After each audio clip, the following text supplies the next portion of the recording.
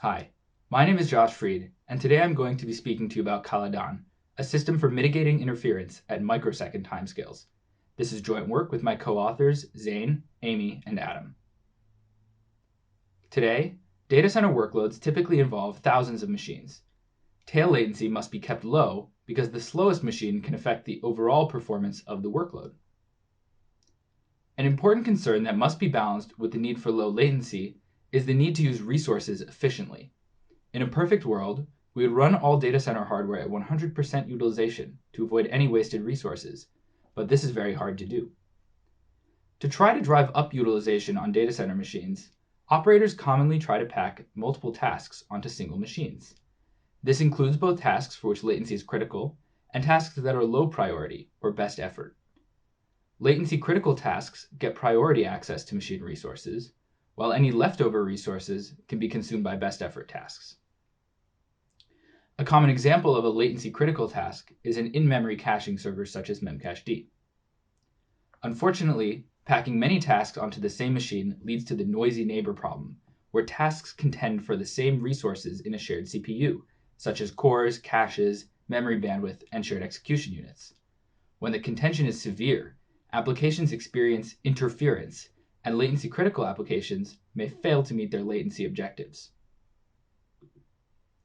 Dealing with the issue of resource contention is difficult because application resource usage is constantly shifting, leading to changing patterns of interference over time. For example, both Google and Microsoft have reported that their data center services regularly experience bursts in load that can occur over microsecond timescales. These bursts can cause rapid changes in resource demand and interference. Additionally, phased behavior is common among data center tasks such as compression, compilation, Spark compute jobs, and garbage collection. These types of tasks can all change their resource demand suddenly at sub-second timescales. We'll take a look at an example of interference caused by garbage collection next. In this experiment, we place two tasks on our machine. We use Memcached, a low latency in-memory key value store, and a garbage collected best effort task.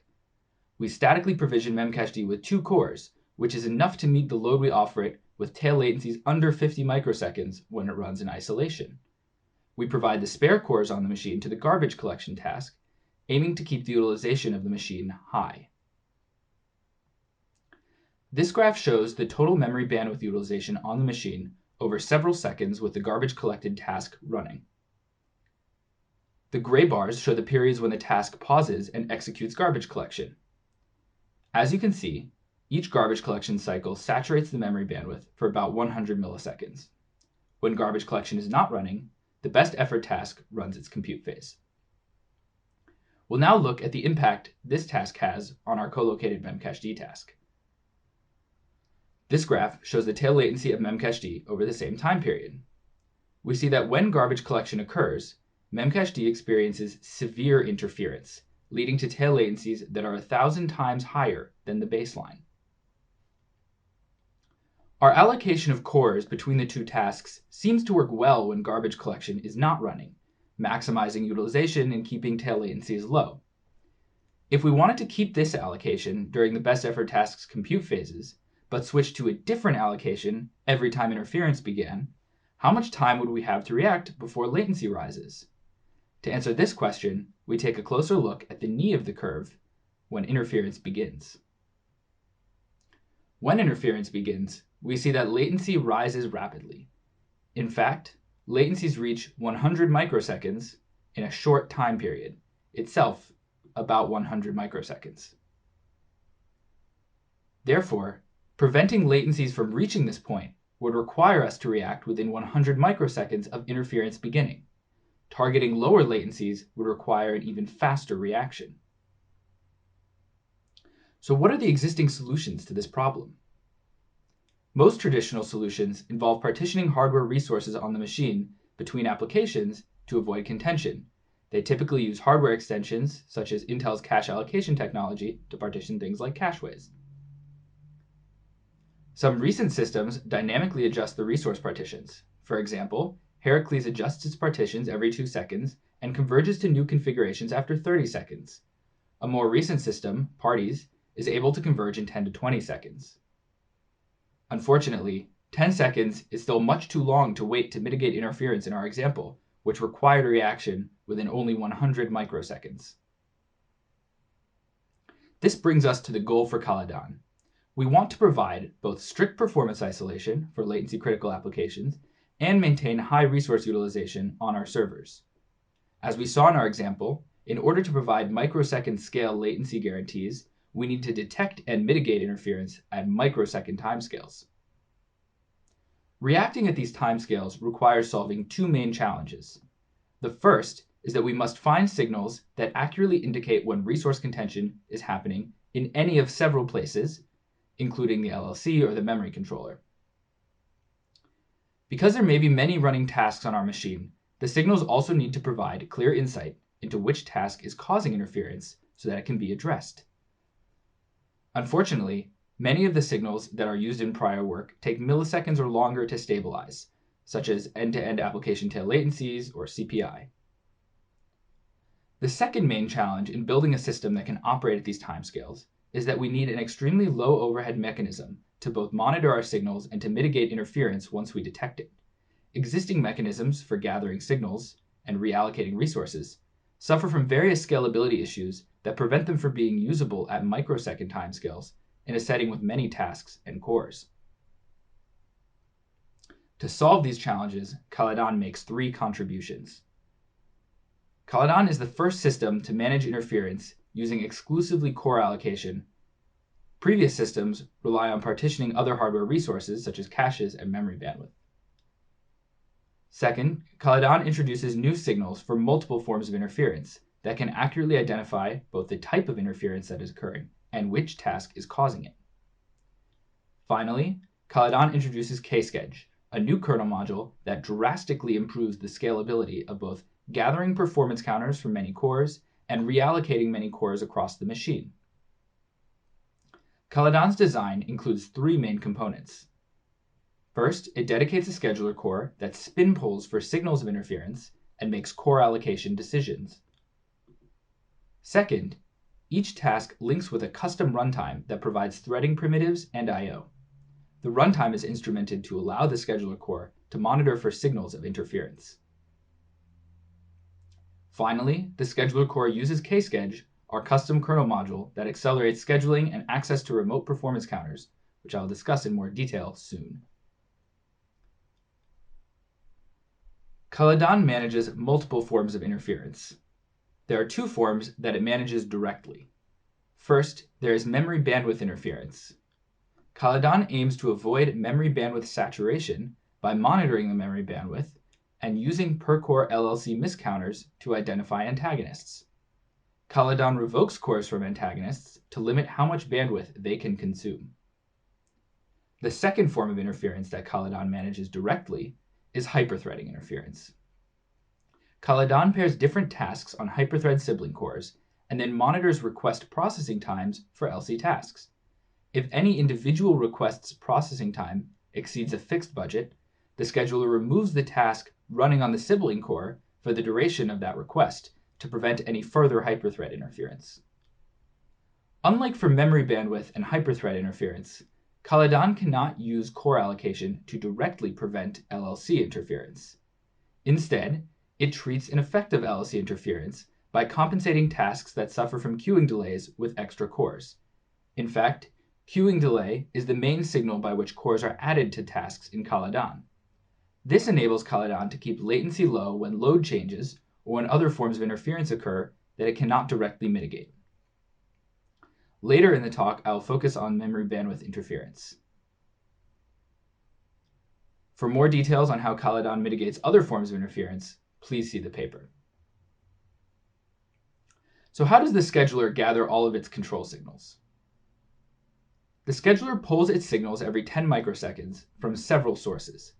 It uses memory mapped I/O to read counters directly from the DRAM controller to determine memory bandwidth.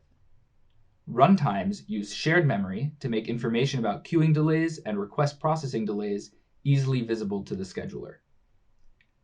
The scheduler uses Kschedge to trigger sampling of LLC miscounters on remote cores and uses shared memory to read back the sampled values. In addition to helping gather performance counters, Kschedule accelerates core allocation.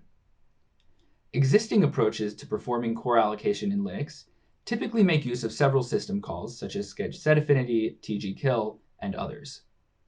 Kschedule applies several optimizations to make the processing of scheduling many cores significantly more efficient. First, it offloads scheduling work, which might otherwise be performed on the scheduler's core during a system call, to the core that is being scheduled. Secondly, it uses multicast interprocessor interrupts, or IPIs, to trigger processing on remote cores, which reduces expensive IPI costs when handling many operations in parallel. Finally, its interface over shared memory for issuing commands is fully asynchronous, so the scheduler can perform other work while waiting for operations to complete. By contrast, Linux system calls for scheduling typically perform one operation at a time and block while they do so. I will now discuss Caladan's strategy for handling memory bandwidth interference in more detail. The graph here shows the memory access latencies on our machine in nanoseconds as a function of memory bandwidth utilization. As you can see, above a certain utilization, memory access latencies grow dramatically. Caladan's goal is to keep memory bandwidth below that point to avoid high access latencies. Caladan determines the current memory bandwidth on the machine by reading memory access counters from the DRAM controller every 10 microseconds and computing the rate of accesses between the current sample and the last. In order to identify the task responsible for high memory bandwidth usage, the scheduler samples performance counters on each core running a best effort task. It takes 2 consecutive samples of the LLC miss counter, spaced 10 microseconds apart, to determine the instantaneous LLC miss rate. I'll now show an example of Caladan's scheduler mitigating memory bandwidth interference. In this example, there are 2 BE tasks running and 1 LC task. At time 0, the first BE task suddenly begins to consume 100% of the memory bandwidth. 10 microseconds later, the scheduler pulls the DRAM controller for the current bandwidth and observes that the bandwidth over the last 10 microseconds has exceeded the threshold. Now the scheduler needs to determine which BE task is responsible for the high bandwidth utilization, which it is going to do by taking 2 samples of LLC miscounters. The scheduler uses Kschedule to issue a multicast IPI to all the cores running BE tasks. Each core then reads its core local LLC miscounter and returns the result in shared memory. The scheduler core waits another 10 microseconds before collecting its second set of samples.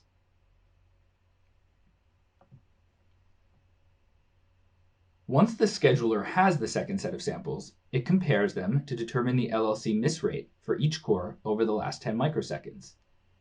In this case, it determines that core 1 has the highest miss rate, so it revokes core 1 from the first BE task. Core 1 is now free for a different task to use, and memory bandwidth utilization dropped below the threshold. If removing the first core was not sufficient to bring memory bandwidth utilization below the threshold, the scheduler would continue repeating this process until it did.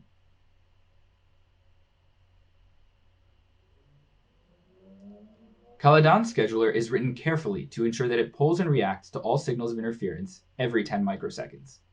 Kschedule runs on the Linux kernel and leverages hardware support for multicast IPIs.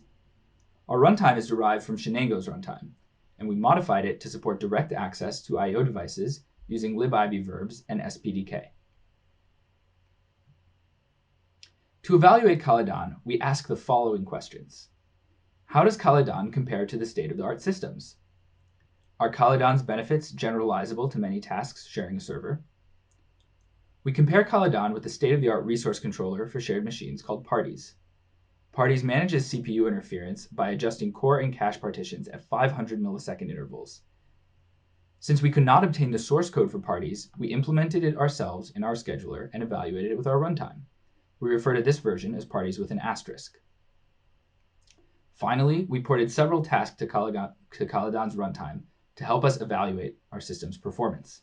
These tasks include Memcached, a flash storage service, and the silo in-memory database executing TPCC transactions. For best effort tasks, we use 2 benchmarks from Parsec, Stream Cluster, which is memory bandwidth intensive, and swaptions, which we link with a garbage collector. In fact, swaptions linked with the garbage collector is a task that we used in our previous examples. To answer the first question about how Caladan compares to state-of-the-art systems, we revisit our original scenario with a single server that collocates Memcached and the garbage collected BE task. This time, we don't provision fixed resources to either task. These graphs show the performance of each of the two applications when using parties. As before, the gray bars indicate garbage collection cycles. The top graph shows Memcached tail latencies, while the bottom graph shows the throughput of the best effort task as a percentage of the peak rate it can achieve on this machine. Because parties checks for interference only every 500 milliseconds, it does not react as garbage collection begins, and allows Memcached latencies to reach up to 580 milliseconds. As you can see in the bottom graph, the reaction comes too late, and parties throttles the BE task for well beyond its interference phase. On the right, we see that Caladan, in the same scenario, is able to deliver predictable low tail latency of 50 microseconds even as garbage collection cycles are occurring. At the same time, Caladan allows the BE task full access to machine resources up to the point that it performs garbage collection, and again immediately after. In summary, Caladan is able to maintain tail latency that is 11,000 times lower than parties while maximizing machine utilization. So far, we've looked at just two applications running on a machine, but real data center machines typically run many. We evaluate how well Caladan can provide performance isolation and high utilization with a challenging experiment that includes 3 LC tasks with vastly different performance characteristics, as well as 2 BE tasks, one of which performs garbage collection. We measure a 30-second window during which load and interference change abruptly several times. For each of the LC tasks, we offer 3 abrupt increases in load from 5% to 10, 20, and 30% of their respective peak capacities. During the same interval, garbage collection occurs 3 times, saturating memory bandwidth. Below, you can see the throughput of each of our 2 BE tasks. As you can see, they each maintain high throughput when the LC tasks are at low load, and achieve proportionally less throughput when the LC tasks have higher load. I'll now show the latencies for each LC service during this 30-second time window. Here is Memcached, the storage service, and Silo. As you can see, the LC tasks experience almost no change in latency despite multiple shifts in load and interference over this window. Caladan manages to achieve this performance by reallocating cores across tasks at a rate of up to 230,000 times per second. Before concluding, I'll briefly discuss Caladan's compatibility with existing applications. All tasks running Caladan must link with Caladan's runtime, which exports relevant signals to the scheduler and balances work across the set of active cores. Thankfully, programming in our runtime is not difficult, as it provides a realistic programming model with standard threading and synchronization primitives and synchronous I/O. We built a partial compatibility layer for some system libraries, including libpthread, that allowed us to run the entire parsec benchmark suite with no modifications. More fundamentally, Caladan requires LC applications to expose their internal concurrency to the runtime by spawning threads to handle work that can be performed in parallel. For example, we modified Memcached to spawn a thread per connection instead of having each thread handle many connections. Exposing an application's internal parallelism to the runtime enables Caladan to mitigate interference in 2 related ways. Firstly, it allows the scheduler to observe the impact of interference when delays grow in the application. And secondly, it enables the scheduler to provide relief to that interference by adding additional cores that can run the delayed threads. Notably, Caladan does not require BE tasks to do a perfect job of exposing their internal concurrency, as they are insensitive to latency. In this talk, I introduced Caladan, a system that improves machine utilization and performance isolation for data center servers. It achieves its microsecond level reactivity using carefully selected control signals and employs many optimizations to make gathering those signals and performing core allocations fast and efficient. Caladan is available open source on GitHub.